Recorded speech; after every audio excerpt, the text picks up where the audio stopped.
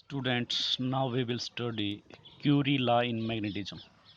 According to Curie law, intensity of magnetization I of a magnetic material is directly proportional to magnetic field induction B and inversely proportional to temperature T of the material. That is, I is directly proportional to B magnetic field induction and I is inversely proportional to T temperature. Therefore, combining these, I is proportional to B upon T. As B is directly proportional to H, where H is magnetizing intensity. Therefore, we can write I is proportional to H upon T because B is proportional to H. Therefore, I is proportional to H upon T.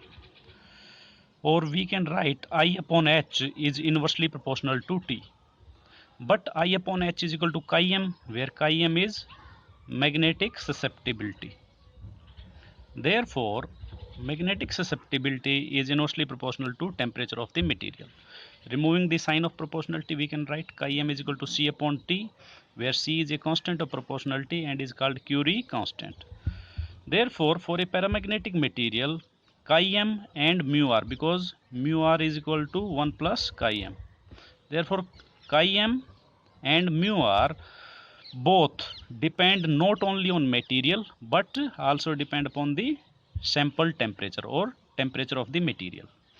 This law is physically reasonable as increasing H tends to align the elementary dipoles in the specimen, increasing intensity of magnetization, whereas increasing T tends to interfere with this alignment, decreasing intensity of magnetization I.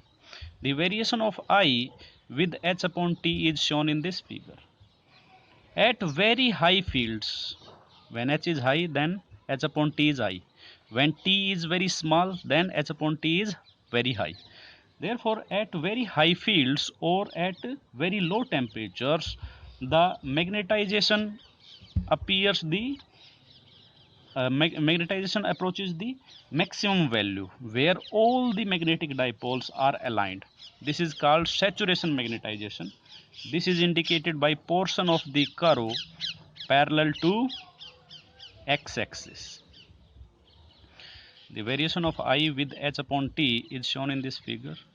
At very high fields, H upon T is large. At very low temperature, H upon T is large. Therefore, at very high fields or at very low temperature, magnetization reaches the maximum value, which is called saturation value.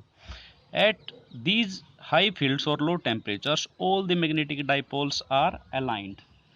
And this saturation magnetization value is represented by portion of the graph parallel to x-axis.